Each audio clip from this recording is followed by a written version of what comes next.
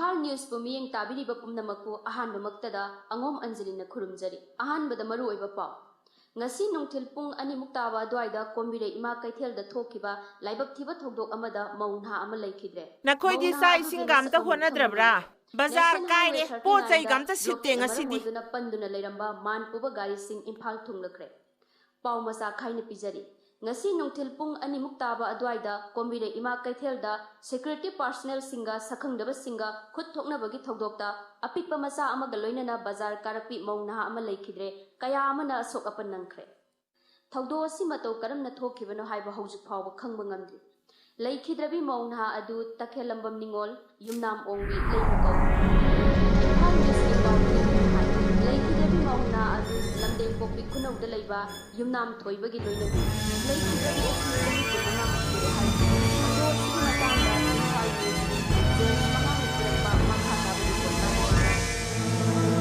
Hai Kaino somda mukapna launara isina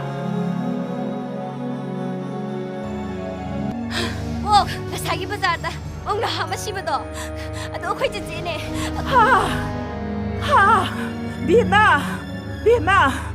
Bima hai ising khara lau so salo Mona Moi babong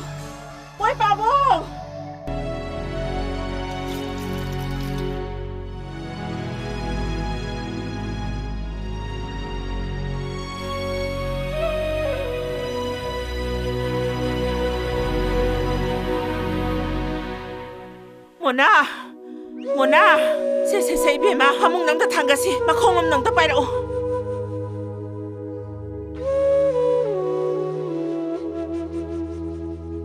Bima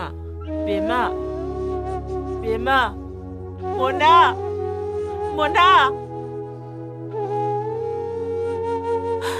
Bima kana nong ta kau so ba nang bo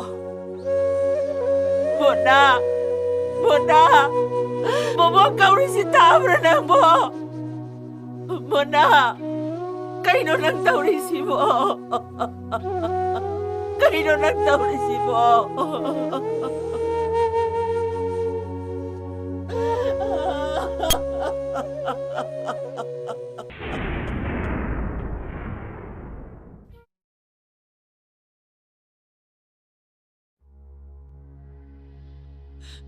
Imaudo maralay sa dabine Imaudo kaina bagi may sang maragta Karigino Magi aroy basakta maduwan miniba karigino Ima Parise kapirano Kapta bangamde Nungay maragta kanalay sa dabagong Manalay kibado ay nakaram na kao gani Nanimay na tsakin ay bado Nang nayaram mabadi Ngasi nang gitog duwa se Thomoy dabani ko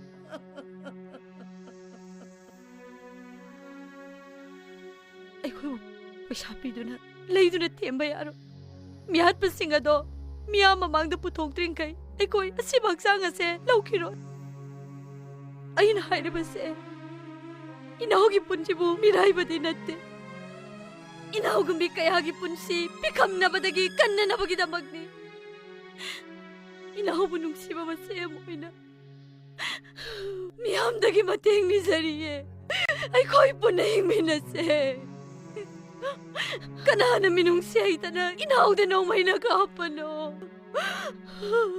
Wang singa sige po kumpang na mo na ba na miyam nagi mating ni sariye.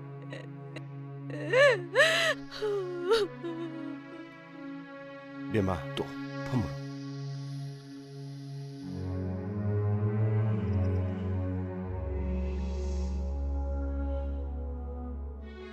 Mayam punamak.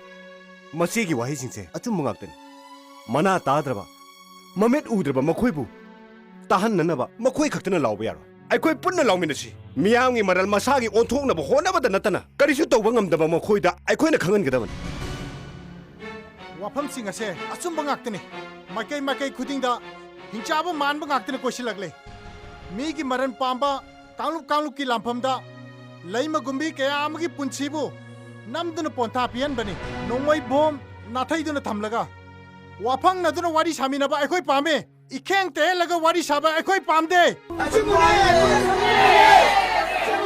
मरम मसिना वसी तिनबीरबा मयाम पुनमक के याब लौजरगा अखोइना जेसी अमा सेमदुना खोंजंग चंगचिनबगे याब लौजरी मांगख्रिबसे अखोइ लेकाय असिगी इचलनी इचेनी इचानी अखोइ लेकाय असिगी मौ याजरे याजरे अखोई याजरे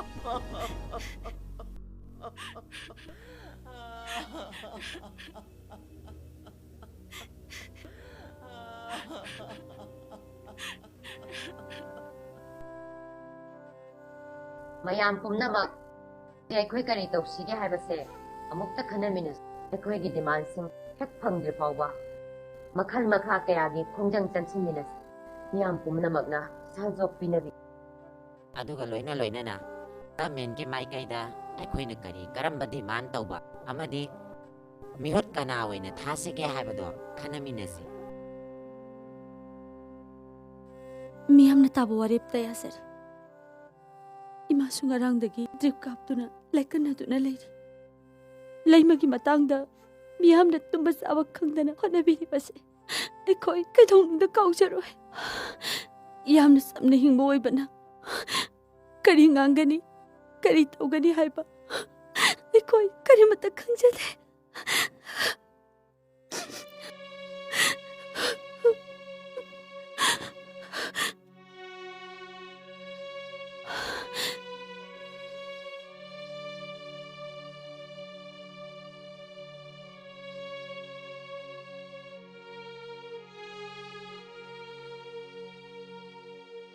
ꯖꯦꯁꯤ ꯑꯃꯗꯤ ꯂꯩꯀꯥꯏꯒꯤ ꯑꯍꯜ ꯂꯃꯟ ꯄꯨꯝꯅꯃꯛꯄꯨ ꯏꯀꯥꯏ ꯈꯨꯝꯅꯖꯔꯤ ꯍꯟꯗꯛꯀꯤ ꯃꯤꯁꯤ ꯑꯁꯦ ꯌꯥꯝ ꯅꯨꯡꯉꯥꯏꯇꯦ ꯃꯤꯑꯣꯏꯕꯒꯤ ꯍꯤꯡꯕꯒꯤ ꯋꯥꯍꯟꯊꯣꯛ ꯃꯥꯡꯁꯤꯜꯂꯛꯂꯕ ꯍꯤꯡꯅ ꯑꯁꯤꯕꯒ ꯄꯥꯡꯈꯛ ꯑꯣꯏꯔꯕ ꯃꯇꯝꯁꯤꯗ ꯑꯩꯈꯣꯏ ꯏꯁꯥꯒꯤ ꯏꯃꯨꯡ ꯃꯅꯨꯡꯗ ꯊꯣꯛꯇꯦ ꯍꯥꯏꯗꯅ ꯈꯟꯅꯒꯨꯝꯁꯦ ꯃꯤꯌꯥꯝꯅ ꯂꯧꯔꯛꯄ ꯋꯥꯔꯦꯞꯇ ꯑꯩꯁꯨ ꯁꯔꯨꯛ ꯌꯥꯖꯒꯦ ꯑꯩꯕꯨ ꯂꯩꯀꯥꯏ ꯑꯁꯤꯗ ꯆꯤꯟꯒꯟꯕꯤ ꯊꯛꯁꯤ ꯈꯥꯁꯤ ꯅꯥꯏꯗꯕꯤ ꯍꯧꯅ ꯂꯣꯟꯆꯠ ꯈꯪꯗꯕꯤꯅꯤ ꯍꯥꯏꯗꯨꯅ ꯊꯣꯛꯄꯤꯒꯅꯨ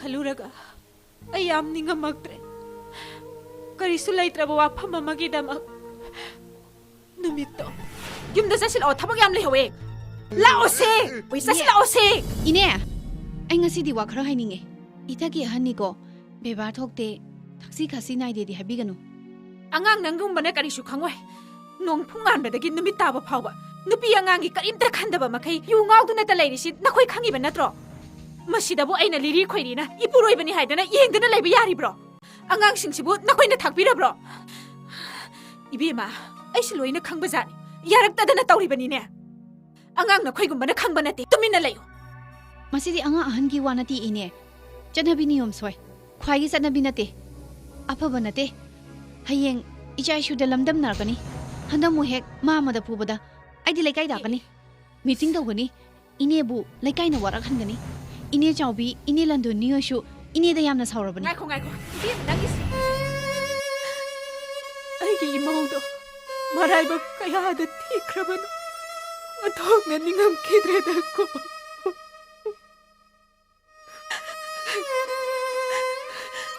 ai se thamoi pale minung si khange misi asida bo kana gi thamoi kai roi doino 미양의 공장 가야다. 아이수 사룩 야자게. 아서버 타우당 농자게. nong mai ka ki ba singa do masak he uthong pi phau ba koi asi phap sang se lo kum si ko 이곳에 사룩 야자게.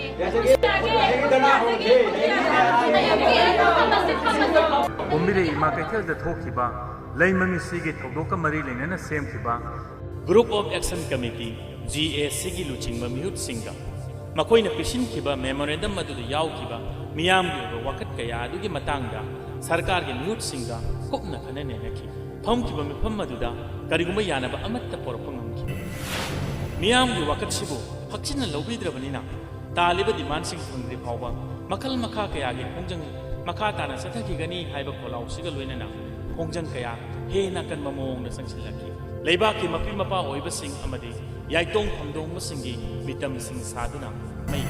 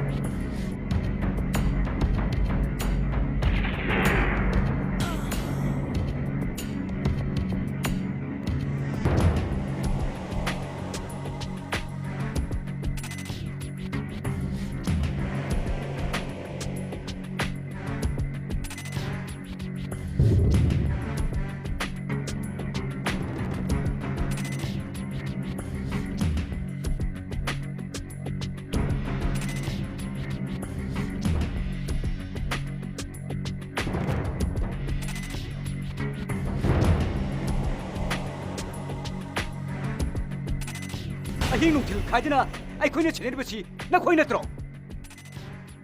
पैसा लेबसिंग अहिंग नुंथिल तुमम तबम खंगनद्रे नखोइ अखोइना थोकते हाइदना तुमिलिगे हारिब्रो अखोइदी नखोइगी नचाना सुनत्रब्रो नखोइगी नचाना सुसुप मतमदना वाकत मिफम इरांग सा ओय खोखि गेले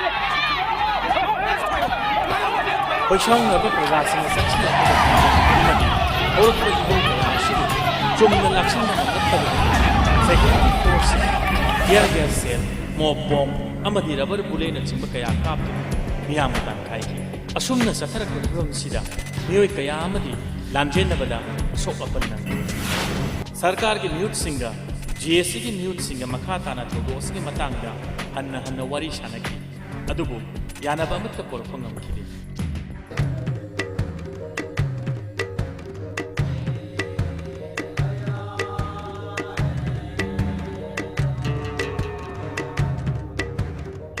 नाकल अनिमकना यानबा पोरप ngamखिद्रब मतुंगदरी मियामगी इहौ हेन कनसिलखि असाक लानमैगुम संदोरक्लिब इहौसिदा छात्रसिंगी loop अमदी मियामगी याइफनब थौदांगदा मंजिल थाना लैरिबा लनाई loop कयासु यौसिंदुना हौजिक्ति इहौसे हेन साथीबा लुसिनब फिबमदा लाखै अयुक नुंथिल नुमिदांग खाक्तना इहौ कया सथखि इहौसिंगसिगी मनुंग चन्ना लमदम मसिगी ममा ओइबी अमदी नुपी ओइबी कयाना खुत्ता मैरा पाइदुना अहिंग खुदिंग मैरा खोंचत सुचतकी मियामगी हौरक्लिब इहौ कयाबु नमथनबा मफम कयादा 144 सलाइकी ꯀꯥꯔꯐ꯭ꯌꯨ ꯊꯝꯖꯤꯟꯈꯤ ꯑꯗꯨꯕꯨ ꯈꯣꯏꯁꯥꯎꯅꯔꯕ ꯄ꯭ꯔꯖꯥꯁꯤꯡꯒꯤ ꯏꯍꯧꯗꯤ ꯅꯝꯊꯕ ꯉꯝꯈꯤꯗꯦ ꯍꯦꯟꯅ ꯍꯦꯟꯅ ꯑꯗꯨꯝ ꯀꯟꯈꯠꯂꯛꯈꯤ ꯃꯍꯩ ꯇꯝꯕ ꯐꯪꯗꯅ ꯆꯪꯁꯤꯜꯂꯛꯈꯤꯕ ꯃꯍꯩꯔꯣꯏ ꯂꯤꯁꯤꯡ ꯀꯌꯥꯒꯤ ꯈꯣꯡꯖꯪ ꯌꯥꯝꯅ ꯀꯟꯈꯤ ꯑꯗꯨꯕꯨ ꯃꯇꯤꯛ ꯆꯥꯕ ꯄꯥꯎꯈꯨꯝꯗꯤ ꯑꯃꯠꯇ ꯐꯪꯈꯤꯗꯦ ꯃꯤꯌꯥꯝꯒꯤ ꯄꯨꯛꯅꯤꯡꯗ ꯍꯪꯈꯤ ꯁ꯭ꯀꯨꯜꯁꯤꯡ ꯊꯣꯡ ꯂꯣꯟꯗꯨꯅ ꯁꯥꯇ꯭ꯔꯁꯤꯡꯅ ꯂꯥꯏꯔꯤꯛ ꯇꯝꯗꯅ ꯊꯥ 4 ꯆꯨꯞꯅ ꯆꯪꯁꯤꯟꯈꯤꯕ ꯈꯣꯡꯖꯪꯗꯨꯒꯤ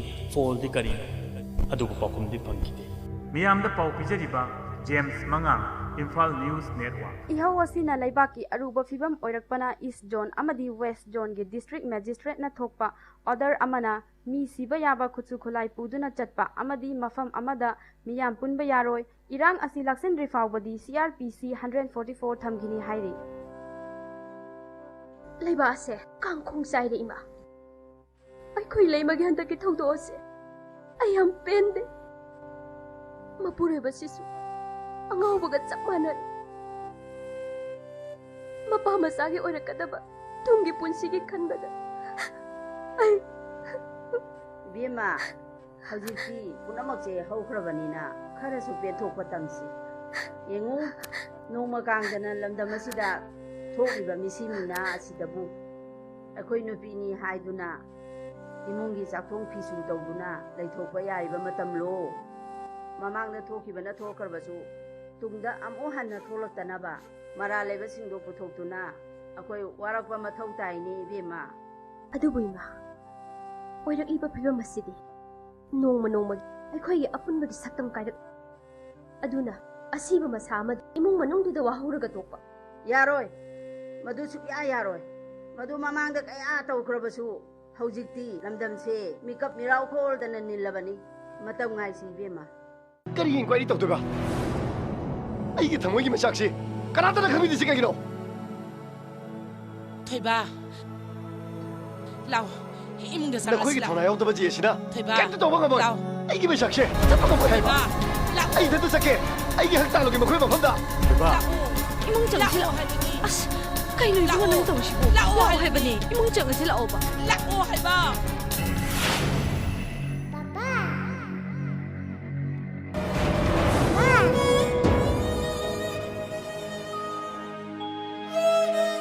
킹 머럭두다 픽립의 샤시가 따로 내려보노 아이 까르브나 ቋ우토 하이브노 아이 그게 아프다이네 아이 전도 작게 돌봐 그리 누나 강이도 낭기다 먹장실루바 소두를 내리바 마야무 식마망다 나리도 가리노 해봐 하낭 짝소로 낭 그라이도 눈물 내리소 세라 너무 사라다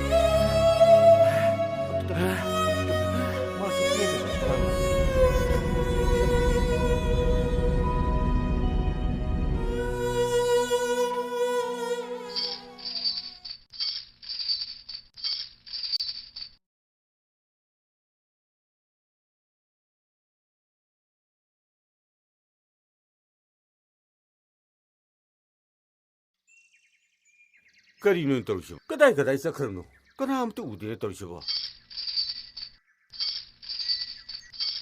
에이 많이 토해 그도리는 수보두다 그도리는 수보두다 뿌뿌 마마가 있네 하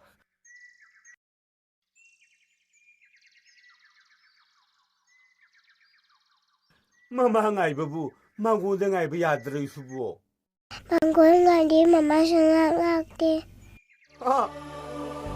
아주나 시장하게 봐.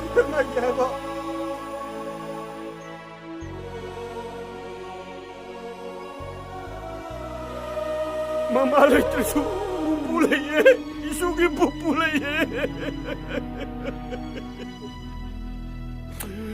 이속이 부풀레예 이속이 부풀레예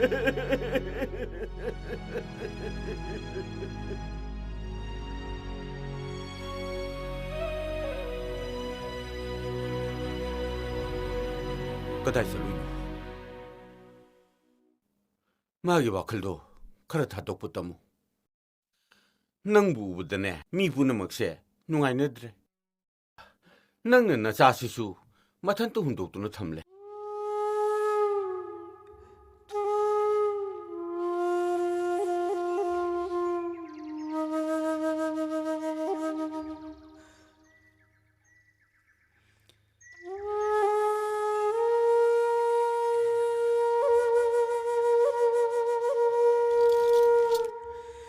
Papa, Mama, kaya kino. Nangi piro lebe chakibane. Lakani se. Kaniya, ka. Mama sunang lakti. Lakani se. Bobong manak lero. Manithoi, nene ga sanga silo.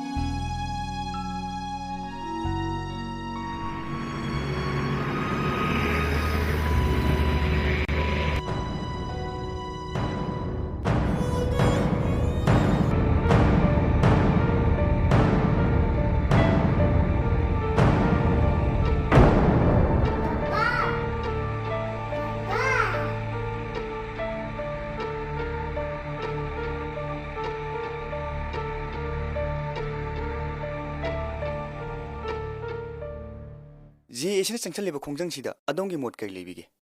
ꯖꯦꯁꯤꯒꯤ ꯈꯣꯡꯖꯪꯁꯤꯗ ꯑꯩ ꯑꯇꯣꯞꯄ ꯃꯣꯠ ꯍꯥꯏꯖꯅꯤꯡꯉꯥꯏ ꯂꯩꯖꯗꯦ. ꯂꯩꯕꯥꯛ ꯃꯤꯌꯥꯝꯒꯤ ꯑꯄꯥꯝꯕꯗꯣ ꯑꯩꯒꯤꯁꯨ ꯑꯄꯥꯝꯕꯅꯤ. ꯃꯇꯝ ꯑꯃꯗ ꯃꯥ ꯑꯩꯒꯤ ꯅꯨꯄꯤ ꯑꯣꯏꯔꯝꯃꯤ. ꯍꯧꯖꯤꯛꯇꯤ ꯃꯤꯌꯥꯝꯒꯤ ꯑꯣꯏꯈ꯭ꯔꯦ. ꯒꯚꯔꯟꯃꯦꯟꯠꯒꯤ ꯃꯥꯏꯀꯩꯗꯒꯤ ꯑꯦꯛꯁ ꯒꯦꯁꯤꯌꯔ ꯄꯤꯅꯤ ꯍꯥꯏꯅ ꯇꯥꯏ. ꯑꯗꯣꯝ ꯂꯧꯕꯤꯒꯗ꯭ꯔꯥ? ꯑꯩ ꯀꯌꯥ ꯄꯥꯝꯗꯦ. ꯑꯗꯨꯕꯨ ꯂꯩꯕꯥꯛ ꯃꯤꯌꯥꯝꯒꯤ ꯃꯣꯠꯇ ꯆꯠꯆꯒꯅꯤ. ꯖꯦ ꯑꯁꯤꯅ ꯆꯪꯁꯤꯜꯂꯛꯄ ꯈꯣꯡꯖꯪ ꯑꯁꯤꯅ ꯃꯔꯝ ꯑꯣꯏꯗꯨꯅ ꯃꯇꯝ ꯀꯛꯇꯅ ꯖꯦꯅꯔꯦꯜ ꯁ꯭ꯇ꯭ꯔꯥꯏꯛ, ꯁ꯭ꯀꯨꯜ, ꯀꯣꯂꯦꯖ ꯊꯤꯡꯖꯤꯜꯂꯛꯄ ꯑꯁꯤꯗ ꯑꯗꯣꯝꯒꯤ ꯃꯣꯠ ꯀꯔꯤ ꯂꯩꯕꯤꯒꯦ?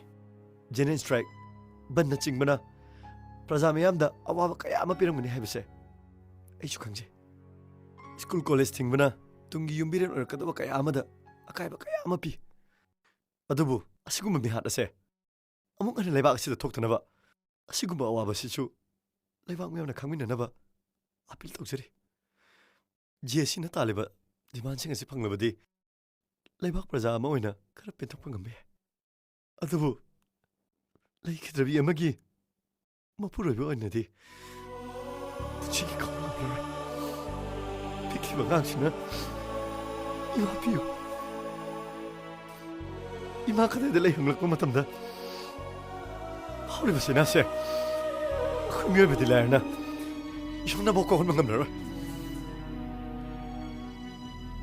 ꯑꯗꯣꯝ ꯊꯧꯗꯣꯛ ꯊꯣꯛꯄ ꯅꯨꯃꯤꯠ ꯑꯗꯨ ꯀꯗꯥꯏꯗ ꯂꯩꯈꯤ? ꯄꯥꯎ ꯑꯗꯨ ꯍꯦꯛ ꯇꯥꯔꯒ ꯀꯔꯤ ꯐꯥꯎꯕꯤꯈꯤꯕꯒꯦ? ꯅꯨꯃꯤꯠꯇꯣ ꯑꯩꯍꯥꯛ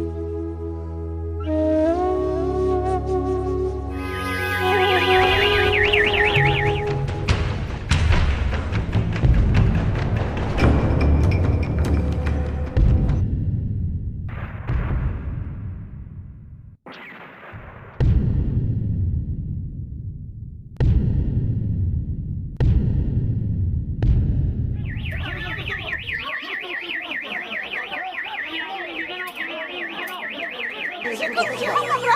후진대니 후진대 나코이 레이니 야니 나코이 레이니 동정아 이 맞자니 내 지금 얘가 그러네.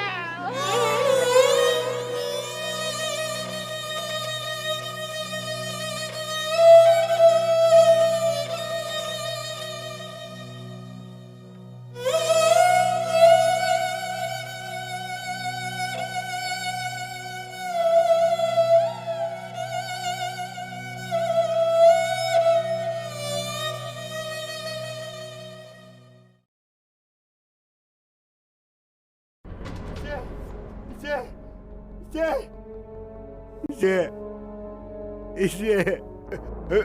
Leima! Leima! Leima lang kaitorage!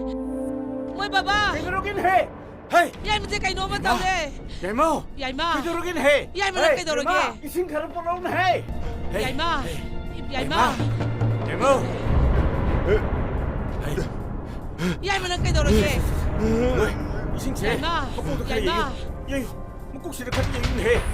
Ichile ye ba? Hayo ichile ye! Iba ichile ye hayo! Iba ichile ye! Koy tuwe bidi. Tuwe ichile ye! Koy bala ichile! Iba. Hayo! Iba. Iba. Kaitorage! Koy Leima to. Leima kaitorage hayo! Masama nungka. Iba. Iba. Iba. Iba. Iba.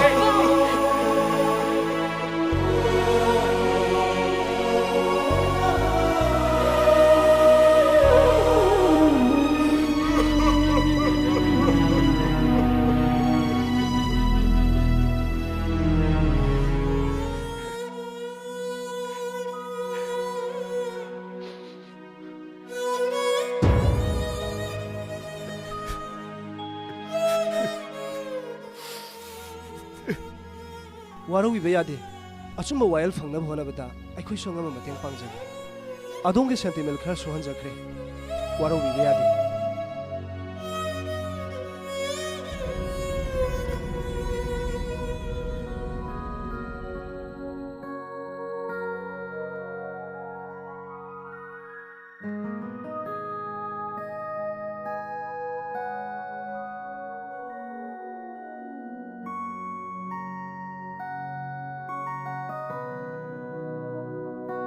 ꯑꯉꯥꯡꯁꯤꯕꯨ ꯃꯇꯣꯝꯗ ꯊꯥꯗꯣꯛꯇꯅ ꯊꯝꯗ ꯊꯝꯃꯦ ꯀꯔꯤꯝꯇ ꯅꯨꯡꯁꯤꯗ꯭ꯔꯕꯣ ꯑꯉꯥꯡꯁꯤꯕꯨ ꯅꯪꯒꯤꯗꯤ ꯅꯆꯥ ꯅꯠꯇ꯭ꯔꯕꯣ ꯑꯩ ꯂꯩꯇ꯭ꯔꯕꯗꯤ ꯑꯉꯥꯡꯒꯁꯦ ꯂꯨꯅ ꯇꯧꯔꯣꯏꯗꯣꯏꯕ ꯖꯥꯠꯅꯤ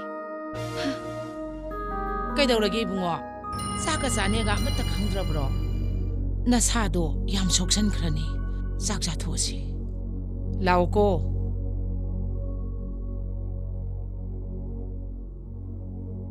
ꯇꯥꯊꯣꯏ ꯏꯟꯁꯥꯡ ꯈꯔ ꯍꯥꯞꯄꯝꯒꯦ ꯀꯩꯅꯣ ꯅꯪꯒꯤꯁꯤꯕꯣ ꯉꯥꯒ ꯑꯝꯇ ꯌꯥꯎꯗ꯭ꯔꯕꯣ ꯉꯥ ꯑꯝꯇ ꯂꯧꯔꯧꯗꯅ ꯊꯣꯏꯕ ꯀꯔꯤꯅꯣ ꯅꯪꯅ ꯉꯥꯡꯉꯤꯗꯣ ꯑꯁꯤꯕꯒꯤ ꯃꯊꯧ ꯃꯉꯝ ꯄꯥꯡꯊꯣꯛꯇ꯭ꯔꯤꯉꯩꯗ ꯀꯗꯥꯏꯗꯒꯤ ꯉꯥꯅꯣ ꯉꯥ ꯆꯥꯕ ꯌꯥꯗꯦꯕ 이마, 잉아 짜게 하그라봐.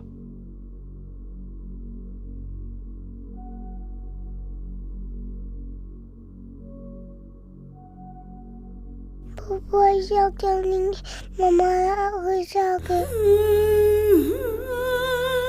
토이, 엄마가 자식아. 뭐가 힘들게?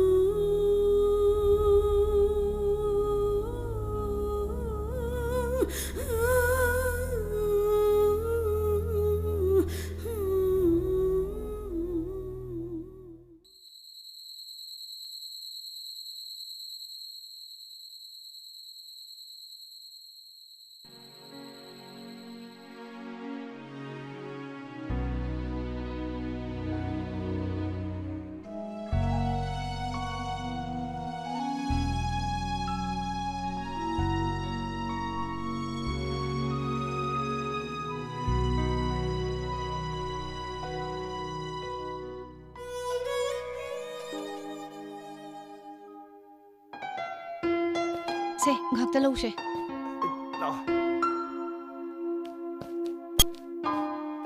Hey, lokhat pini hai do. Nang pot sai asai am torunu. Abok nang ngam jaba khar pijarakani. ꯂꯩꯇꯕꯒꯤ ꯂꯣꯏꯅ ꯍꯥꯏꯗꯣꯏꯅꯤ Aduguma chanabido ai kaya pamde ko.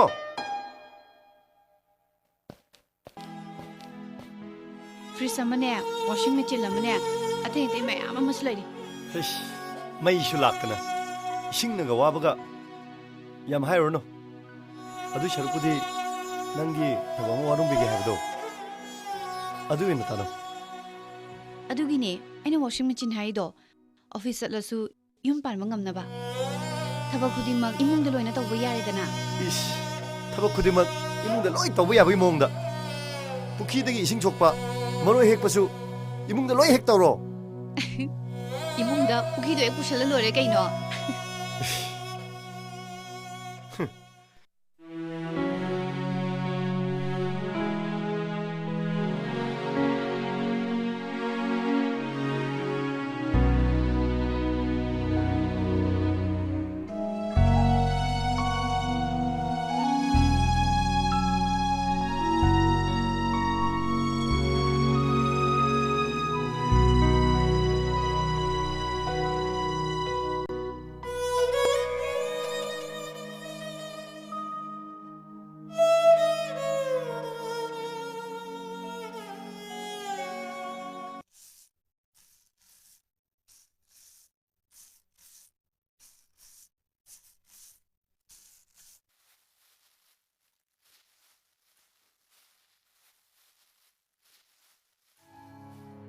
Mani, Mani thôi.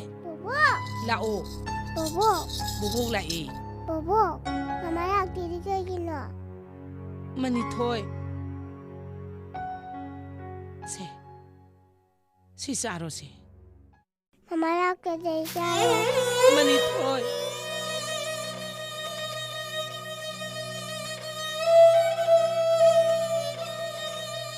Ibema. Kay haigay ma. Nanaw nupa dubu chai sing chagrabro. Mabu kadom da laikhrage. Ima. Akhoi thoibase yengba yam nungaite. Kariguma mata sauthau haibasu yade. Machi masida umduna tale. Angang masasimadi gyan tadribanina khara pai. Khangdre. Ichagi maraibakta tammi base. Icha se angau baga chap mana khare. Aisu yengba ngamdre. Ima, nasa laksare. Mama gi madi thoi. Mama lai. Lao.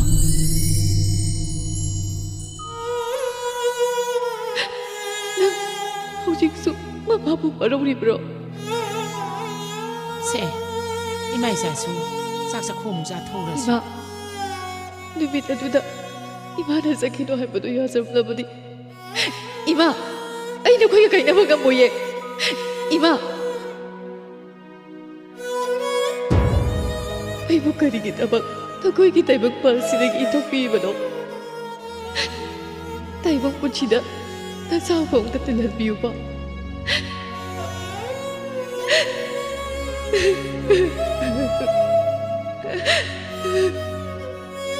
Asumna kananasu aibu thoi bidre. Kari ipaknano aibu inthokpiriba. Adubu nangi nusi khudolagidi kaidongda lakna chalu. Manghandasu toina lakpi ko da thoi. Nang tumuro thengani ye. Ai tumkhiroi. Ahing si loidre pau. Ai phamkini. Ahing sina igi maru oirak. Nong halakpada nang sakini khanmada. Ai awai. Nangna khangdaba ma lei. Nanaw machana mama aibu kaya da waraki.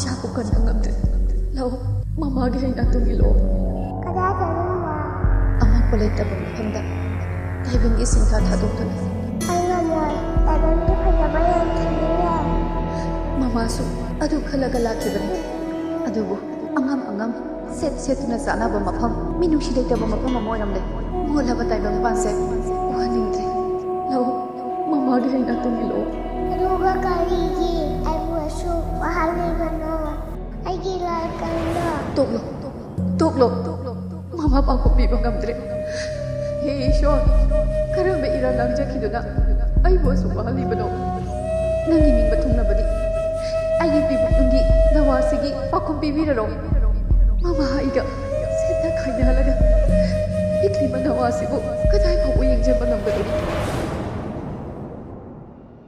ꯅꯣꯡꯉꯥꯜꯂꯝꯗꯥꯏ ꯂꯥꯏꯁꯪꯁꯤꯡꯗꯒꯤ ꯈꯤꯡꯉꯛꯄ ꯀꯥꯡꯁꯤꯒꯤ ꯈꯣꯟꯖꯦꯜ ꯇꯥꯔꯕꯗꯤ ꯑꯩ ꯂꯩꯕ ꯉꯝꯗꯦ ꯊꯣꯡꯀꯣꯡ ꯃꯌꯥꯗ ꯇꯨꯝꯍꯧꯕ ꯅꯅꯥꯎ ꯃꯆꯥꯗꯣ ꯅꯣꯡꯉꯥꯜꯂꯝꯗꯥꯏ ꯃꯤꯀꯞ ꯊꯣꯛꯂꯛꯀꯅꯤ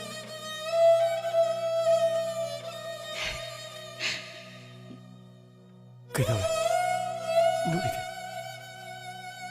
ꯅꯨꯡꯉꯥꯏꯕ ꯃꯤꯀꯨꯞ ꯑꯃ ꯅꯤꯡꯁꯤꯡꯂꯛꯏꯕꯅꯤ ꯕꯣꯕꯣꯛꯅ ꯑꯩꯕꯨ ꯂꯧꯈꯠꯂꯒ ꯑꯋꯨꯡ ꯑꯋꯨꯟ ꯇꯝꯅꯤ ꯍꯥꯏꯕ ꯅꯨꯃꯤꯠꯇꯣ ꯀꯌꯥꯝ ꯅꯨꯡꯉꯥꯏ ꯅꯪꯁꯨ ꯌꯥꯝ ꯍꯔꯥꯎꯈꯤꯗꯥꯏꯅꯦ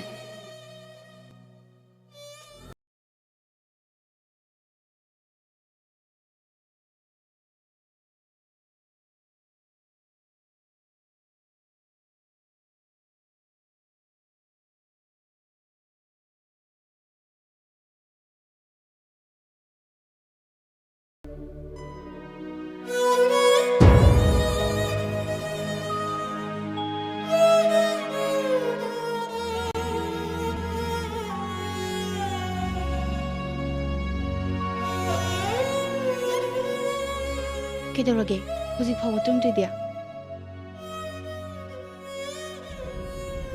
ꯑꯍꯤꯡꯁꯤꯅ ꯑꯩꯉꯣꯟꯗ ꯋꯥꯔꯤ ꯑꯃ ꯂꯤꯔꯝꯃꯤ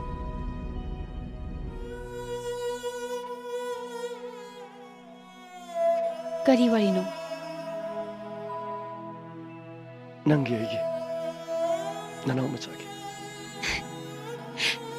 ꯑꯩꯗꯤ ꯃꯥꯒꯤ ꯃꯁꯛꯇꯣ ꯌꯥꯝ ꯌꯦꯡꯅꯤꯡꯉꯦ ꯃꯃꯤꯡꯗꯤ ꯀꯔꯤ ꯊꯣꯟꯁꯤꯒꯦ ꯅꯪ ꯀꯔꯤ ꯊꯣꯟꯅꯤꯡꯉꯦ ꯀꯨꯏꯔꯛꯇ꯭ꯔꯦ ꯈꯜꯍꯧꯔꯣ ꯊꯥ ꯑꯅꯤꯗ ꯉꯥꯏꯔꯦ ꯂꯥꯛꯀꯗꯧꯕ ꯃꯥꯕꯨ ꯑꯣꯛꯅꯕ ꯁꯦꯝ ꯁꯥꯔꯤꯁꯦ ꯃꯥꯁꯨ ꯈꯪꯉꯝꯒꯅꯤ ꯇꯞꯅ ꯉꯥꯡꯉꯨ ꯃꯤ ꯑꯃꯨꯛ ꯇꯥꯔꯝꯗꯅ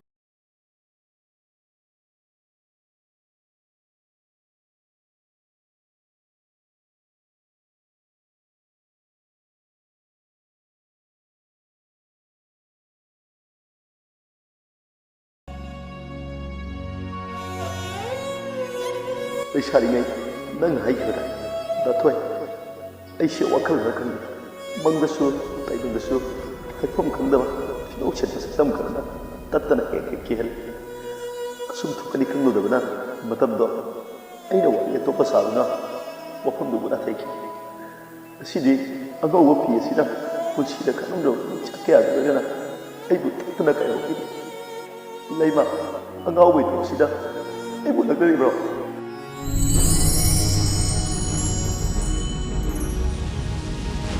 ꯊꯣꯏ ꯑꯩ ꯆꯠꯂꯒꯦ ꯀꯗꯥꯏꯗ ꯑꯩꯗꯤ ꯄꯨꯟꯁꯤꯒꯤ ꯁꯤꯟꯊꯥ ꯂꯣꯏꯔꯕꯤꯅꯦ ꯑꯩ ꯆꯠꯂꯒꯦ ꯀꯗꯥꯏꯗ ꯑꯍꯥꯡꯕ ꯃꯥꯂꯪꯗ ꯑꯇꯤꯌꯥꯒꯤ ꯂꯩꯆꯤꯟ ꯃꯔꯛꯇ ꯅꯪꯒꯤ ꯅꯆꯥ ꯃꯅꯤꯊꯣꯏ ꯍꯨꯟꯗꯣꯛꯂꯝꯂꯒ ꯅꯪ ꯀꯗꯥꯏ ꯆꯠꯇꯣꯏꯅꯣ ꯑꯩ ꯆꯠꯇꯕ ꯌꯥꯔꯣꯏꯌꯦ ꯂꯩꯃ ꯅꯪ ꯆꯠꯈꯤꯕ ꯌꯥꯔꯣꯏ ꯑꯩ ꯆꯠꯇꯕ ꯌꯥꯔꯣꯏꯌꯦ ꯅꯅꯥꯎ ꯃꯆꯥꯅꯁꯨ ꯑꯩꯕꯨ ꯉꯥꯏꯍꯧꯔꯤ ꯂꯩꯃ ꯅꯪ ꯀꯩꯗꯧꯔꯒꯦ ꯗꯥꯊꯣꯏ ꯕꯦꯝꯃ ꯆꯠꯈꯤꯗꯧꯔꯦ ꯈꯥꯝꯃꯣ ꯃꯥꯕꯣꯛꯇ ꯈꯥꯝꯃꯣ ꯀꯩꯗꯧꯔꯒꯦ ꯆꯠꯈꯤꯗꯧꯔꯦ ꯀꯩꯗꯧꯔꯒꯦ ꯍꯥꯏꯕ ꯑꯩꯕꯨ ꯑꯃꯨꯛ ꯈꯥꯝꯃꯨꯒꯦ ꯏꯃꯥ ꯀꯅꯥꯁꯨ ꯂꯥꯛꯇꯦ ꯑꯩꯕꯨ ꯑꯃꯨꯛ ꯈꯥꯝꯃꯨꯒꯦ ꯏꯃꯥ ꯑꯩꯕꯨ ꯄꯥꯡꯒꯅꯣ ꯏꯃꯥ ꯆꯪꯉꯨ ꯍꯥꯏꯕ ꯆꯠꯂꯁꯦ ꯗꯥꯊꯣꯏ ꯆꯠꯂꯒꯦ ꯎꯗ꯭ꯔꯣ ꯏꯃꯥ ꯀꯅꯥꯁꯨ ꯂꯥꯛꯇꯦ ꯆꯪꯉꯨ ꯍꯥꯏꯕ ꯅꯪꯕꯣ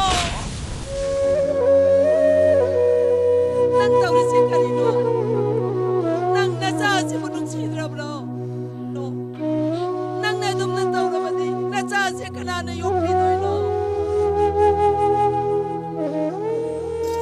ꯃꯃꯥꯖꯤ papa ꯃꯃꯥꯖꯤ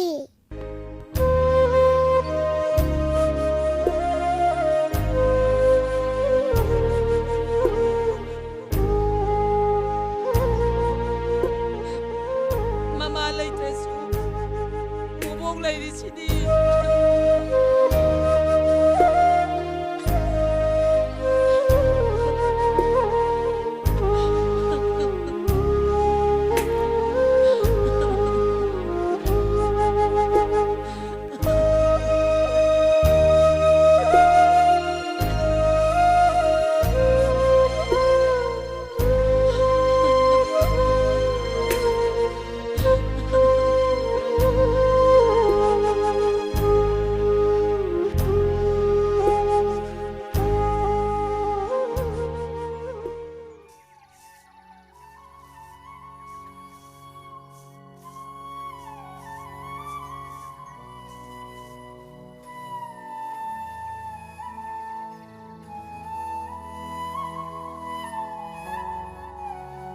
Abo, changbiro abo.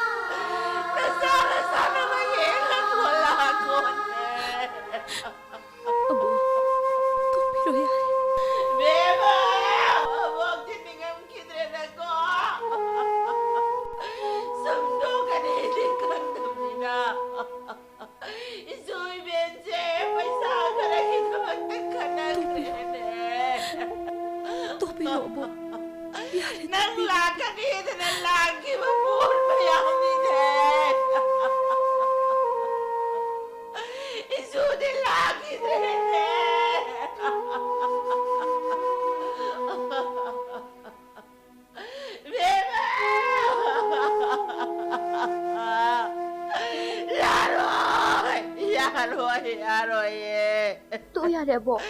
Ibani na sauna ba namin dun haroy ba woy ba haroy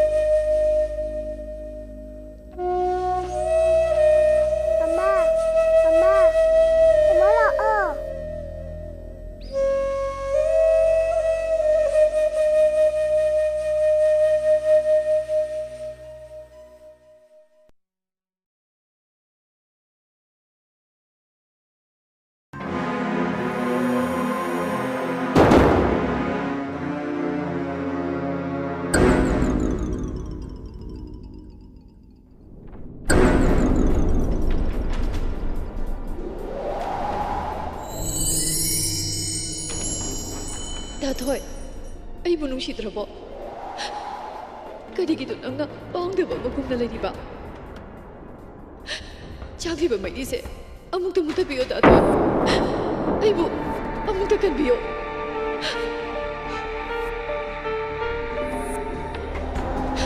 ꯑꯩ ꯗꯥꯊꯣꯏ ꯑꯃꯗꯤ 이자부 다독도나 ጨ빵가 뭐예? 그리기도 다토이나 다보에도 걸리버도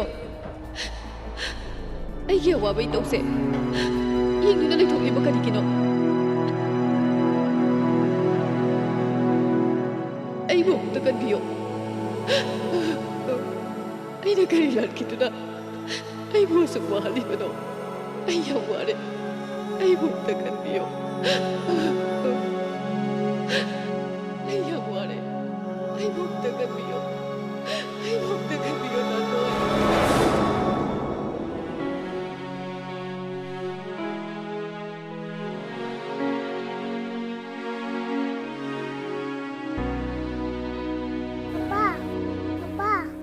Papa nang gagawin Call o Papa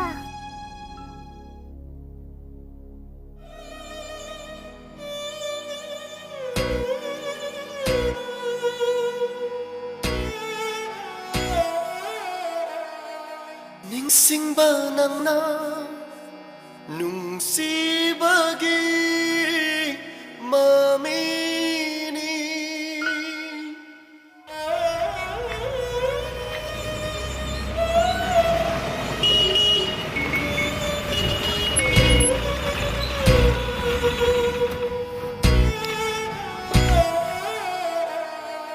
ningsingba nangna nungsibagi mamini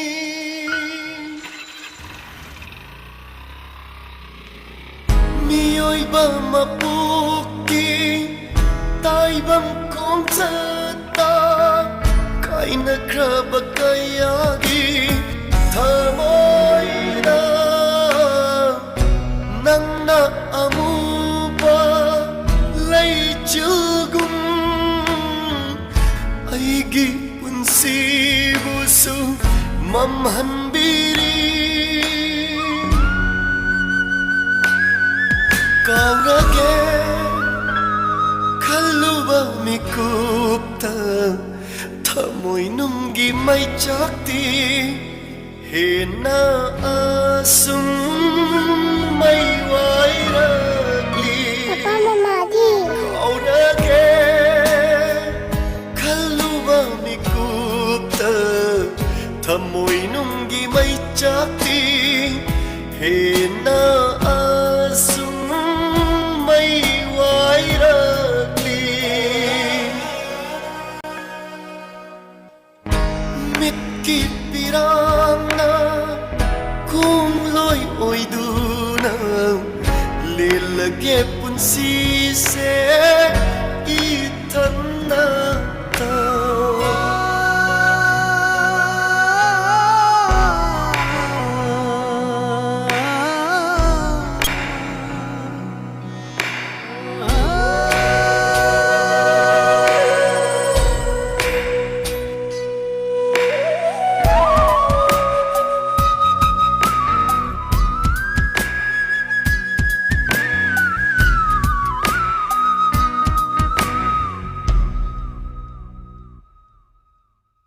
Chaitin kaya pirabasu thamlibani ithanunda chatkinu kaidaunda inaktagi Chaitin kaya pirabasu thamlibani ithanunda chatkinu kaidaunda inaktagi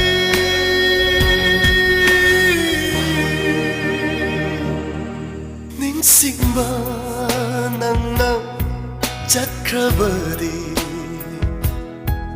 mangkrani nungsibasu aigi punsi sidagi ningsingba nangna nungsibagi mamini miyoiba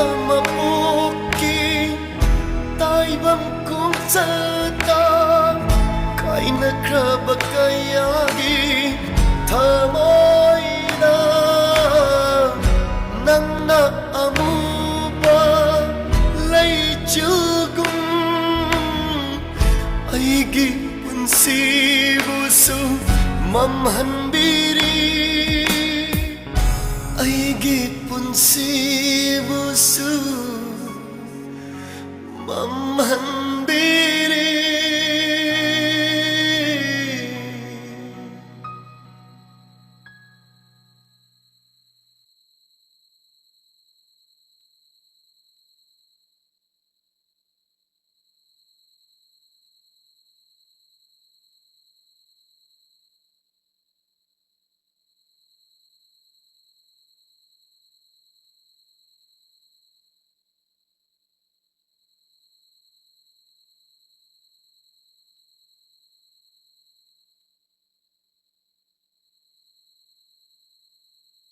Ibungo, ang tangay biko.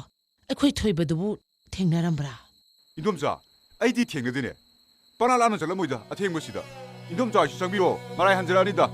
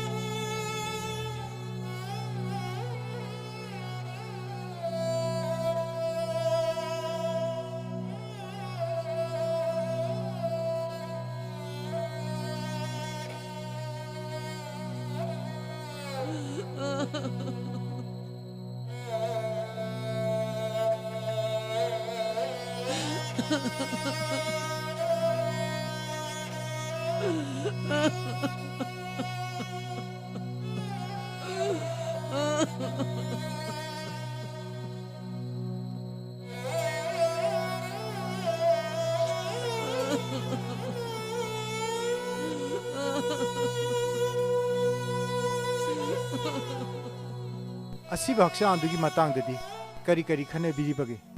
GSCꯅ Dhabi ꯇꯥꯜꯂꯤ ꯁꯔꯀꯥꯔꯅ ꯗꯥꯕꯤꯗꯣ ꯄꯤꯗꯕ ꯃꯈꯣꯏ ꯃꯁꯦꯜ ꯊꯧꯔꯤ ꯆꯤꯡꯅꯕ ꯉꯝꯅꯗ꯭ꯔꯦ ꯑꯃꯔꯣꯝꯗ GSCꯅ ꯇꯥꯜꯂꯤꯕ Dhabi ꯃꯤꯍꯥꯠꯄ ꯈꯨꯗꯛꯇ ꯗꯟꯗꯤ ꯄꯤꯌꯨ ꯑꯇꯩ ꯂꯩꯕꯥꯛꯇꯗꯤ ꯈꯪꯗꯦ ꯑꯩꯈꯣꯏ ꯂꯩꯕꯥꯛꯁꯤꯗꯗꯤ ꯃꯤꯍꯥꯠꯄ ꯑꯃ ꯗꯟꯗꯤ ꯄꯤꯕ ꯍꯥꯏꯕꯁꯦ ꯆꯍꯤ 5-10 ꯆꯪꯉꯤ ꯏꯟꯗꯤꯔꯥ ꯒꯥꯟꯙꯤ ꯔꯥꯖꯤꯕ ꯒꯥꯟꯙꯤ ꯍꯥꯠꯈꯤꯕꯗꯨ ꯕꯤꯆꯥꯔ ꯆꯠꯊꯕꯗ ꯆꯍꯤ ꯀꯌꯥ ꯆꯪꯈꯤ ꯅꯈꯣꯏ ꯈꯪꯂꯤꯕ ꯅꯠꯇ꯭ꯔꯣ? हाइना सोमददी थेंगलबसु थेंगना अचुंब खरदि दुम मतौई अखोई सिददी चनई फुनैनरगा अदुम मांगखरगदबनी अदुना सारिङैदे येहौबना फगदरा खली मामा अदुबुदि चुम्मे लेबाकसे लोइरबनी नसिना कना हयेंना कना तम्मा ngamद्रबनी चही खरगी तुंगददी अखोई मैतै हाइबा जातसे कांखुल मुटखिबगी खोंगफमदा लेरे खनबीरिबा वाफम असे कक्थजबदि नजदी इसा नुपा थोइबगी मोंग मतौसे ऐ येंबा ngamक्तरी पिकलिबा इशुअसिनसु बोबो ममा कदाई चक्रिनो मची मचीदा ममा ngairibani haidun hekta leptuna leiram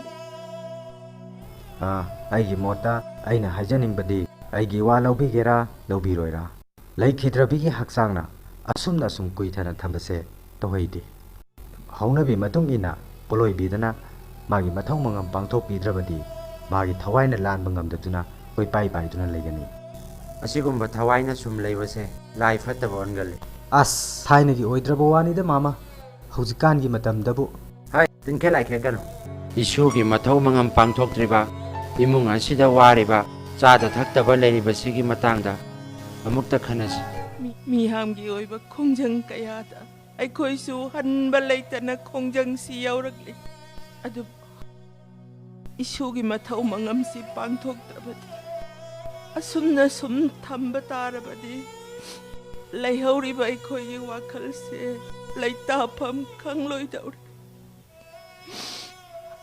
अदु मथौ मंगम से पांथोक्पिरस अचुम्बनी अई इचासे अङाउबग पांखक ओइरि अहिंगदा मागी कादा लेरमददुना कोइथि थिनबसु कोंगाइनि अखोइना थमजरिबा वाफमसे मयामना मुन्ना मुक्त खंथबियो ꯑꯩꯈꯣꯏꯒꯤ ꯏꯃꯨꯡꯒꯤ ꯑꯣꯏꯔꯛꯂꯤꯕ ꯐꯤꯕꯝ ꯑꯁꯤ ꯌꯦꯡꯕꯤꯔꯒ ꯃꯌꯥꯝꯅ ꯏꯃꯧꯒꯤ ꯃꯊꯧ ꯃꯉꯝ ꯑꯁꯦ ꯄꯥꯡꯊꯣꯛꯄꯤꯈ꯭ꯔꯁꯤ ꯅꯠꯇ꯭ꯔꯕꯗꯤ ꯑꯩꯈꯣꯏ ꯅꯦꯅꯥ ꯇꯥꯔꯣꯏꯗꯧꯔꯤ ꯆꯠꯅꯕꯤ ꯂꯥꯏꯁꯣꯟ ꯇꯤꯟꯁꯣꯟ ꯇꯧꯗꯨꯅ ꯃꯥꯒꯤ ꯃꯁꯥꯅ ꯃꯩꯗ ꯇꯨꯝꯈ꯭ꯔꯕ ꯃꯇꯝꯗ ꯃꯌꯥꯝꯁꯦ ꯅꯦꯅꯥ ꯇꯥꯒꯗꯧꯔꯤꯕꯅꯤ ꯋꯥꯐꯝꯁꯦ ꯂꯥꯏꯔꯤꯛꯇ ꯁꯥꯁꯇ꯭ꯔꯗ ꯏꯗꯨꯅ ꯂꯩꯔꯤꯕꯅꯤ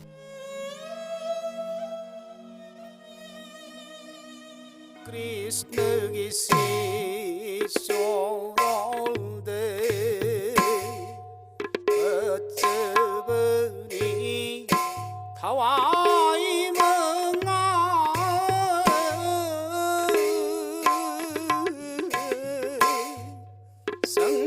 संजबनी शांति राधा कृष्ण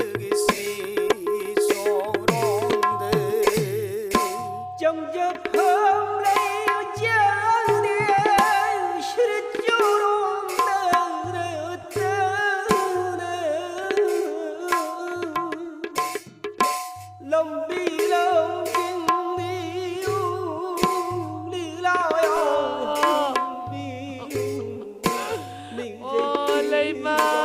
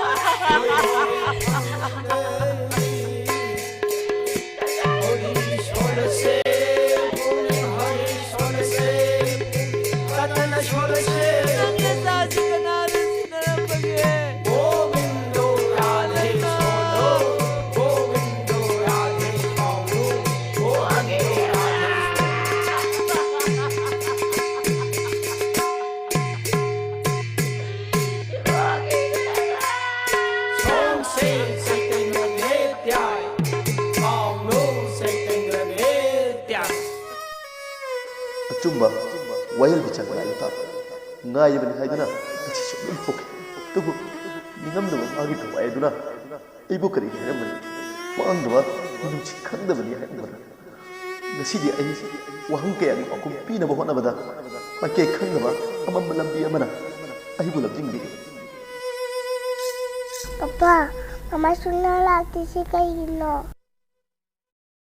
ꯂꯥꯛꯔꯣꯏ ꯅꯪꯒꯤ ꯃꯃꯥ ꯁꯨꯡꯂꯥꯛ ꯂꯥꯛꯔꯣꯏ ꯅꯪꯒ ꯑꯩꯒ ꯂꯧꯗꯨꯅ ꯆꯠꯈ꯭ꯔꯕꯅꯤ ꯆꯠꯇꯦ ꯆꯠꯇꯤꯌꯦ ꯑꯩ ꯀꯩꯗꯧꯅꯨꯡꯗꯁꯨ ꯆꯠꯂꯣ ꯀꯔꯤꯁꯨ ꯈꯪꯖꯗꯕ ꯏꯆꯥꯗꯨꯗ ꯀꯔꯤꯒꯤ ꯑꯗꯨꯝꯅ ꯄꯤꯕꯅꯣ ꯅꯈꯣꯏꯒꯤ ꯃꯤꯠꯌꯦꯡꯒꯤ ꯃꯔꯛꯇ ꯑꯩꯒꯤ ꯍꯛꯆꯥꯡꯁꯦ ꯄꯣꯠꯂꯣꯏꯈ꯭ꯔꯕꯁꯨ ꯑꯩꯒꯤ ꯊꯋꯥꯏꯗꯤ ꯂꯦꯡꯗꯅ ꯑꯗꯨꯃꯛ ꯂꯩꯒꯅꯤ ꯅꯈꯣꯏꯒꯤ ꯇꯥꯏꯕꯪꯗꯒꯤ ꯑꯩꯕꯨ ꯂꯥꯞꯅ ꯊꯝꯕꯤꯔꯕꯁꯨ ꯑꯩꯒꯤ ꯅꯤꯡꯉꯝꯗꯕ ꯊꯋꯥꯏꯁꯦ ꯀꯩꯗꯧꯅꯨꯡꯗꯁꯨ ꯆꯠꯂꯣ ꯂꯥꯏꯕꯛ ꯊꯤꯕꯤ ꯑꯩꯒꯤ ꯊꯧꯗꯣꯛ ꯑꯁꯤꯅ ꯅꯈꯣꯏꯒꯤ ꯄꯥꯈꯨꯝ ꯑꯣꯏꯕ ꯌꯥꯔꯣꯏ ꯃꯇꯨꯡꯗ ꯑꯩ ꯒꯨꯝꯕꯤ ꯃꯆꯥ ꯃꯆꯥ ꯑꯃ ꯊꯣꯛꯂꯛꯈꯤꯒꯅꯤ ꯑꯩꯅ ꯋꯥꯍꯪ ꯑꯣꯏꯔꯒ ꯇꯨꯡꯗ ꯊꯣꯛꯂꯛꯀꯗꯕ ꯀꯌꯥꯒꯤꯗꯃꯛ ꯅꯈꯣꯏ ꯀꯔꯤ ꯇꯧꯕ ꯉꯝꯒꯗꯧꯔꯤ